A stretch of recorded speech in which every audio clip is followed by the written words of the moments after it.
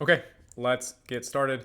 First thing we're going to talk about, and this will all be, if you don't know what we're talking about, go back to Friday stream because a lot of this is what we talked about on Friday. We're going to go over what happened on Friday and then what happened over the weekend and today, and if what we predicted would happen, and then the next part, what we expect to happen by the end of the week. So first up, what has XPX done so far? Major trend taken out. Has it? Has it not?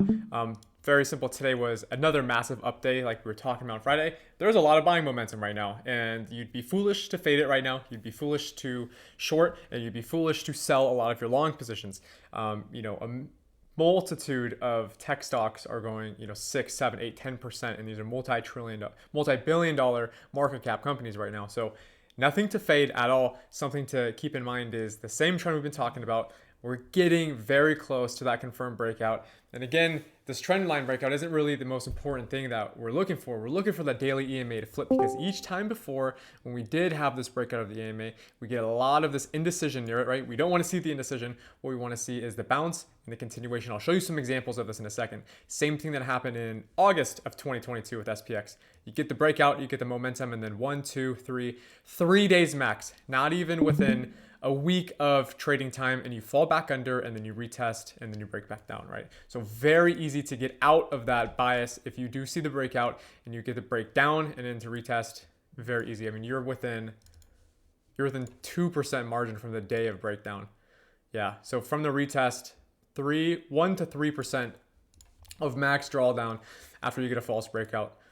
The reason this one is important is because during both of these days, right? Both of these periods where we had these false breakouts, there's one thing that we didn't have. During this false breakout, and this false breakout, one thing we did not have was this developed trend.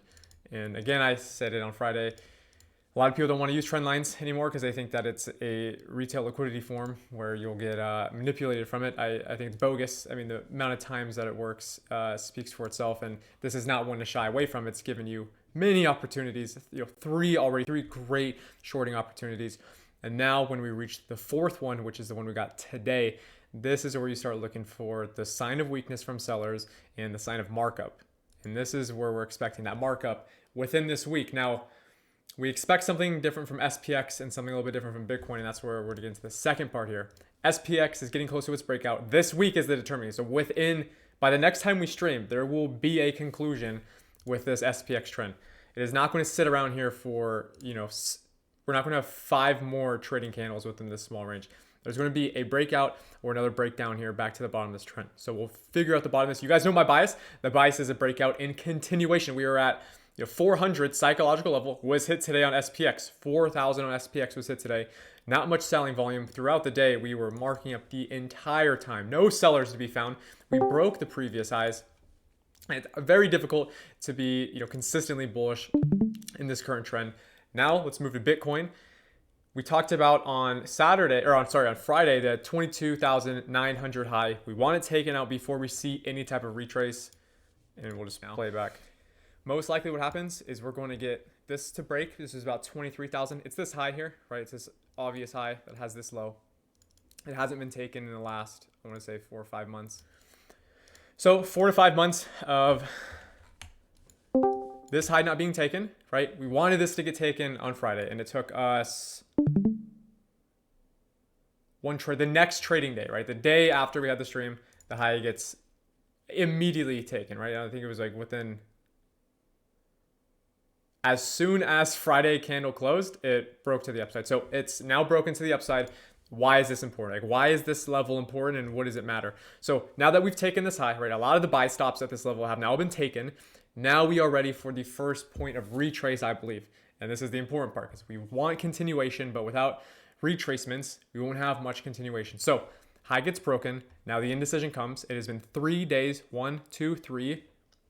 We have 30 minutes till the daily closes, and that will confirm the third day of indecision where something needs to happen.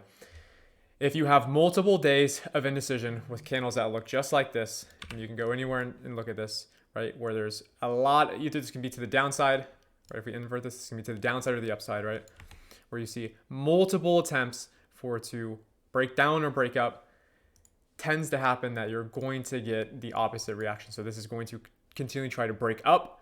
If it sits there too many days, buyers give up, and we have the retrace, which we've been waiting for. That was the main takeaway from Friday's stream was we want a retrace, right? The retrace is going to give a lot of you re-entries if you don't have them right now.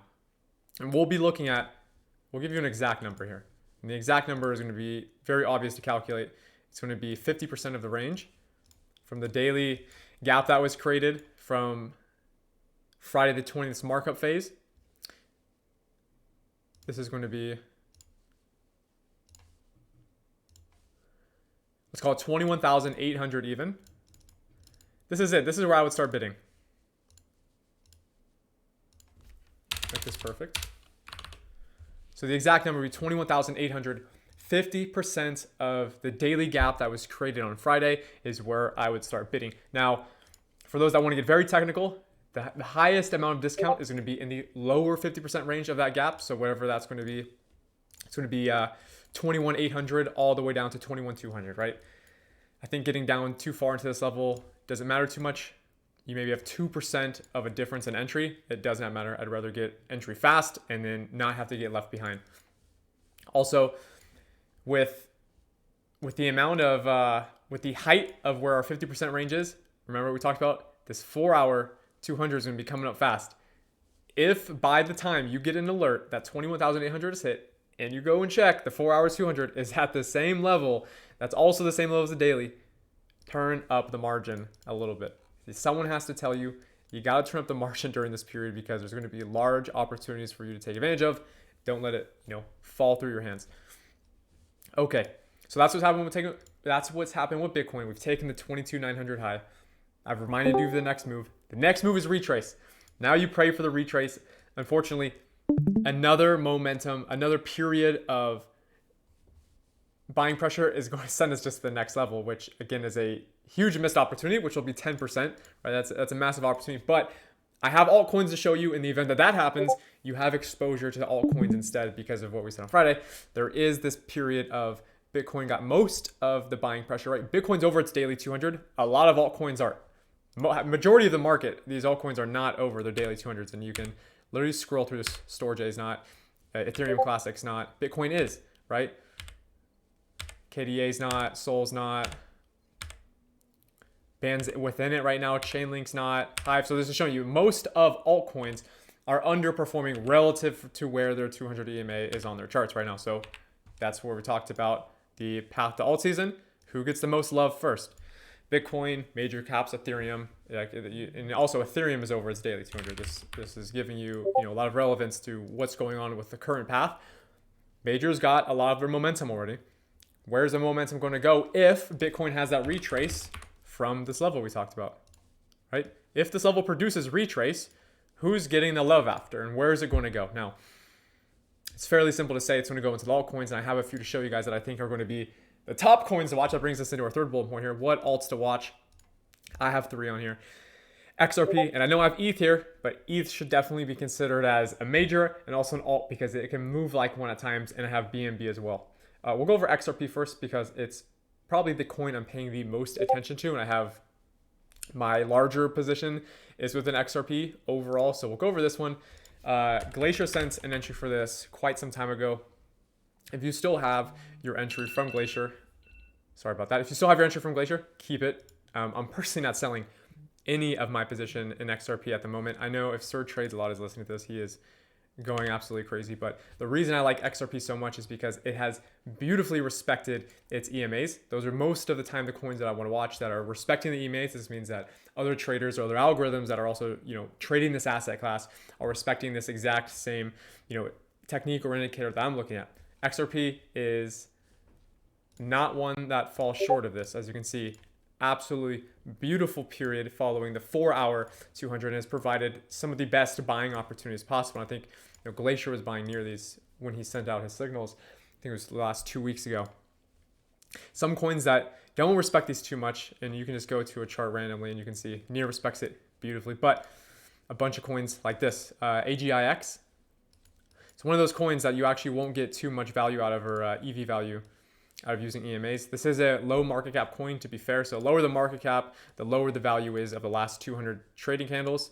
So as you can see, there is not much value for you to trade the EMAs here. However, XRP is not one of those. XRP is giving you a lot of value. And XRP also has a lot of fundamental events coming up, such as their case closing out, which it's felt like the case has been going on for like 10 years now, but case should be closing out soon, which is amazing because it's going to give us opportunities to ride that wave as we got in early. So if you don't have an XRP position, I think that you'd be more than happy starting an XRP position, even at current market price, or if I could give you the perfect price to enter at, I would love it if you could enter somewhere below 40 cents.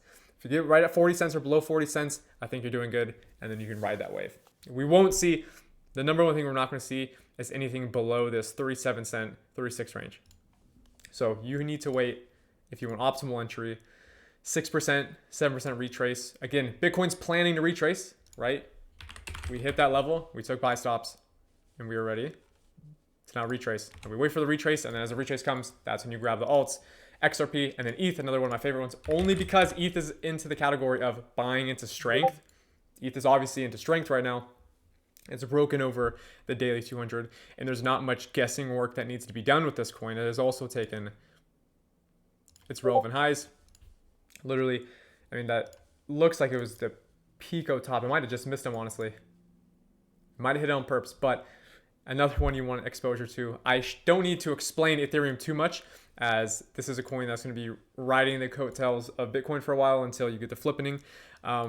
This is a major coin, right? This is the one that is in the main season for the path to alt season, right? But again, Ethereum does not underperform when it is alt season. Ethereum's moving 50, 60% if given the opportunity. And it's above the daily 200, so you're buying strength, right? So that's the one on the list where you are buying into strength. XRP, we're buying into narrative, and we're buying into the respect of the 200. And then BNB as the last one. This one may catch some of you off guard here because of how much is going on with BNB, especially back in November and late December. As you can see from the market fluctuations here, there was a lot going on with BNB. I like to think that it's one of the safest exchanges still to this day. A lot of you will disagree with me on that, but I still think it's probably number 2 safest exchange, behind number 1 being Coinbase. And also it has traded over the daily 200. This coin respects EMAs beautifully most of the time and has a perfect setup and a perfect narrative going into 2023 to have another large market phase. It is, I want to say, the best performing coin of the 2022 bear market.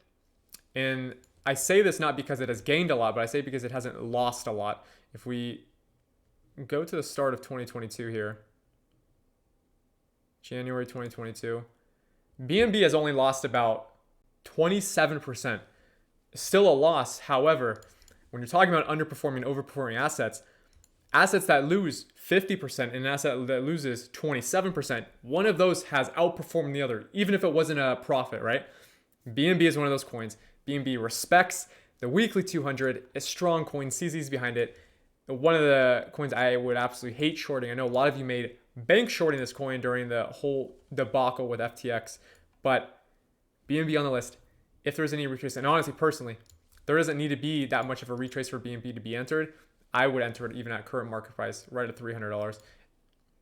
Max downside, you'll probably see 4 or 5% maybe. So XRP, ETH, BNB.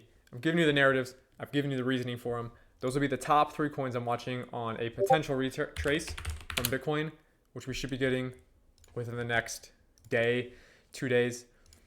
The reason I say we should get it sooner than later into the week is only because SPX is now testing that indecision level. It's broken above that trend line. It's broken into the daily. It has broken above the previous week's highs, right?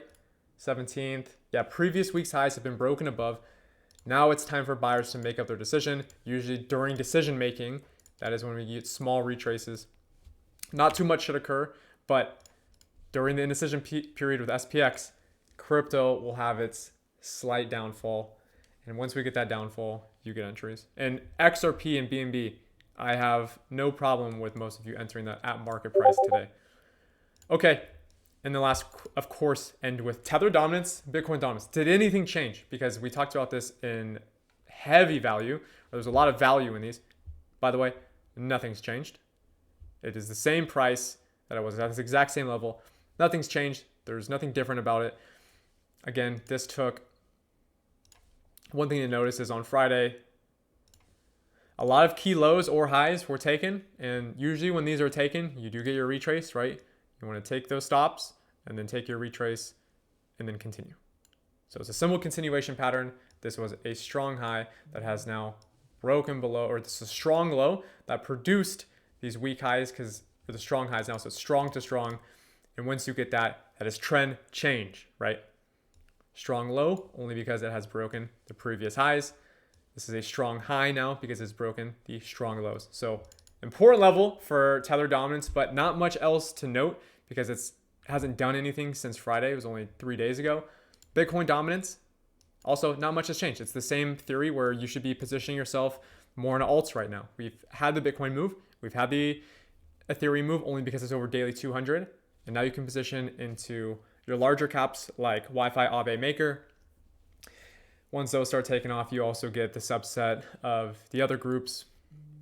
We're talking RLC. We're talking AVAX ecosystem coins, Atom ecosystem coins, Polkadot, and then you're ready to go. So the main ones we'll be focusing on XRP and BNB. Those are, I like to consider these the larger caps of the alts.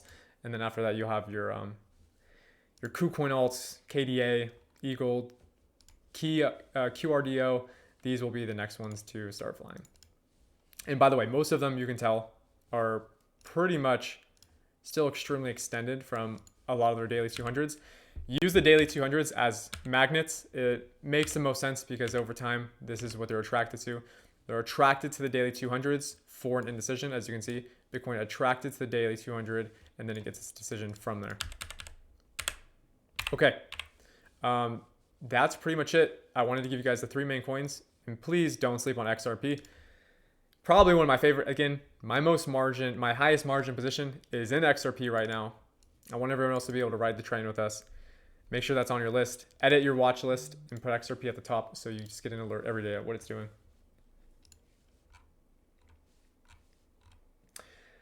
So questions now.